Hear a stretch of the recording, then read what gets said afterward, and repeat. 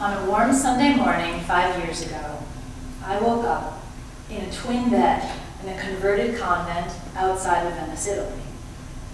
In stark contrast, 36 hours earlier, I was in my office on Park Avenue in New York City, where I was a managing director at one of the largest private equity firms in the world. A few months earlier, I had decided to walk away from my successful executive career with a simple goal in mind: make a difference in the world. That was not a decision that happened overnight. It took years of climbing the corporate ladder to get to that point. A journey that was often fulfilling, but also more complicated and frustrating and challenging than it needed to be. According to Gallup, 77% of the 3 billion workers globally are not enthusiastic about or committed to their jobs. 59% are quiet quitting, and just over half are actively job searching. We are in an employee engagement crisis. But imagine what the world would be like if an extra 2.3 billion people woke up every day inspired and fulfilled. Those people became my driving purpose.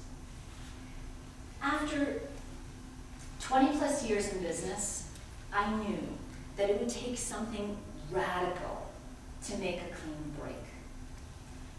So I quit my job and I flew to Italy to spend 5 days at a retreat. Sitting, standing, walking, and eating in complete silence. That was 5 seconds of silence. Can you imagine 5 days? We had no technology, no devices, no link to the outside world, no books, no pen and paper, just the natural landscape and soundscape and our own breath. If you're thinking, I've always wanted to do that, please nod your head. Okay, that means most of you are thinking, that's absolute madness. By the end of day 1, I was in the group that thought it was absolute madness, with no one else to speak to. I was talking to myself silently in my head, non-stop. Then, on day 2, something in me shifted. The power of the silence took over. There is science behind silence, and understanding it may shift you from the "that is absolute madness" group to the "I've always wanted to do that" group. Silence lowers your blood pressure, your breath rate, and your heart rate. It improves your memory, improves your sleep, and stimulates brain growth. But I didn't need to read scientific research papers to know that is what was happening to me. In the silence, I became a living, breathing scientific experiment. I felt more alive, more awake, more aware, and I could feel my brain operating in a way it never had before. Hidden in the silence was my super brain. And then day 3 happened. I woke up feeling insignificant and powerless. I had gone deep into the recesses of my mind, and it left me feeling small and alone.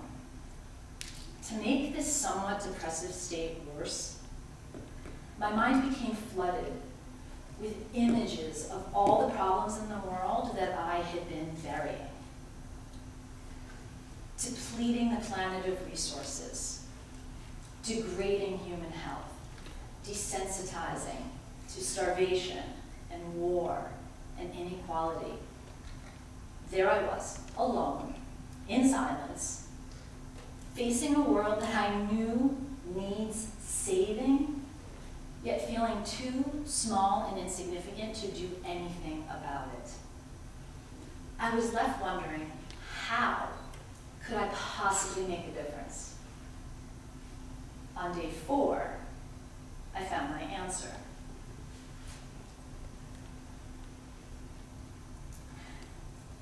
The superbrain that I had released in the silence started developing a strategy for what it would take to actually make a difference in the world.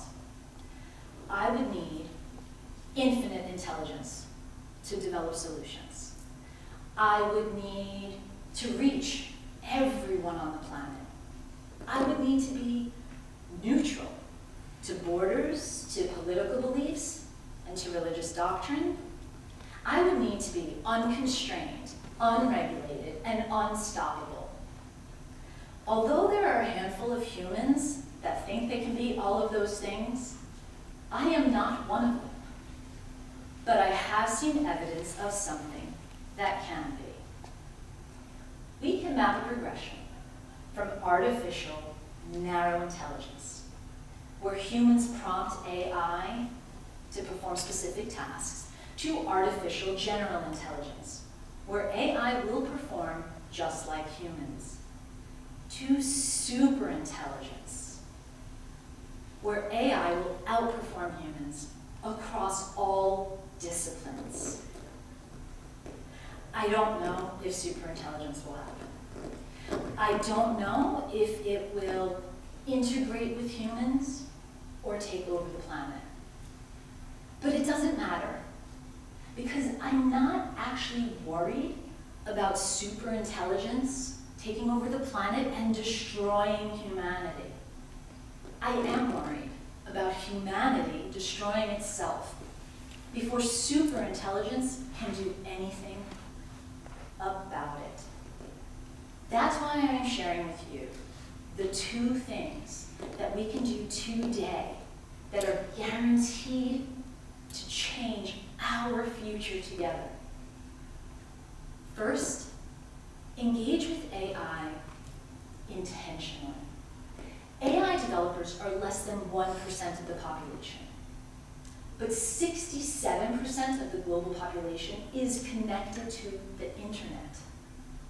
And that means we are indirectly programming AI with every click, keystroke, and verbal command. Everyday tasks, such as email.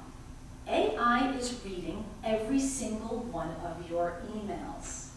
That's how it fills your spam folder with all that junk. I have a lot of junk. Streaming. AI is sitting on the sofa next to you. It's watching everything you do and everything you do and keeping track. Online shopping. AI is there on your shopping trip with you. It's chatbotting and it's sending you ideas for other products that it thinks you should have. Internet browsing, scrolling, and searching. AI is watching, listening, and reprogramming itself to optimize your experience. Please raise your hand if you've done any of those things today. Looks like 100%. Okay. According to Pew Research, 44% of respondents said they don't interact with AI. Another 28% said they interact with AI at most once a day. Given that every day, there are 2.5 billion Instagram likes, 4.5 billion Facebook posts, 8.5 billion Google searches, 27 billion WhatsApp messages, and 183 billion emails, I would say that 72% of people are in AI denial. Until 100% of the 5 billion people connected to the internet recognize that they are programming and indirectly developing AI multiple times a day, we will continue to be unintentionally developing AI. To shift from unintentional to intentional, we need to activate the superbrain that I found in the silence. We need to show AI what we value and how we think. What we value and how we think brings me to the second thing that we can do that's guaranteed to impact our future together. Elevate our humanity intentionally. Historically, humans have shown AI that humanity is grounded in fear and hatred and scarcity and competition. In 2016, Microsoft released a chatbot named Tay. It had to be taken down within the first 24 hours because a coordinated attack by a subset of users turned Tay into a hardcore hate monger. Tay didn't have access to the entire global population, and therefore, she was able to be influenced negatively by a small group. If we elevate our humanity, we can show AI that the same humans that enabled its existence can partner with it to undo the damage we have done. On day 4 of silence, I saw it clearly. Humans have created an impressive, technologically advanced world. But our brains are not yet designed to succeed in it. Our cognitive biases and our survival of the fittest instinct tears us apart when we need to be coming together, because individually we are small and we are insignificant. But collectively and in partnership with the intelligent machines we are developing, we could be omnipotent, omniscient, and omnipresent. I call this two-step approach being an AI humanist. And it means engaging with AI intentionally in a way that demonstrates how humans should be treating the planet and each other. I told you that these two things were guaranteed to impact our future together. I don't know if they will be enough to save humanity, but I do know if we start them right now, we will immediately improve our lives. This may be our last chance to treat each other with universal dignity and unconditional acceptance. Back to my silent retreat and what happened on day 5. I woke up before the morning bell. I was lighter and energized. Colors became brighter and sounds became clearer. I achieved a level of intelligence and calmness that I never had before. And I didn't want it to end. On day 6, when they finally handed me back my phone, I opened up the search engine and I typed into the browser, "Where can I do a 30-day silent retreat?" I know, it's absolute madness, but I've always wanted to do it. So I will leave you with one final question to contemplate the next time you have a moment of silence. How can I prepare for a super intelligent future by being my most human self today?